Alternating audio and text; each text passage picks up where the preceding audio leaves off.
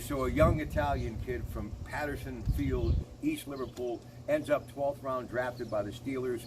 Listen, I mean, I've been all over it, and whenever you mention Larry Bruno's name, someone says, oh, Larry Bruno. When I was in Monaco the first time around in the early 90s, I'm sitting in a place called the Silver Bar, enjoying an Iron City, and I said, oh, Larry Bruno. And the guy said, well, you know, he coached our basketball team here in Monaco, and he started in Monaco. This is where the legend began.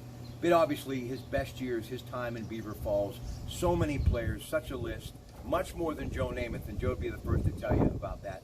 Talk to me about Larry Bruno, Ron Main, Larry Bruno Foundation. Well, Larry is inspiration to all of us. I mean, our team, our Larry Bruno Foundation team, our board of directors consists of Rick Mancini, who played for Joe, went to Louisville. Steve Higgins, he also went to Alabama, played for Joe. Artie DeSisto from Coppell, started and played there.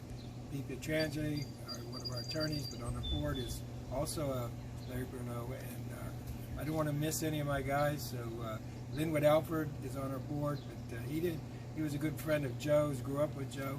And then we have Bobby Rickey. He was a basketballer, played for Frank Chan, another East Liverpool guy. And who am I missing? I better not. Well, it's okay if you do, but I'm just going to say this.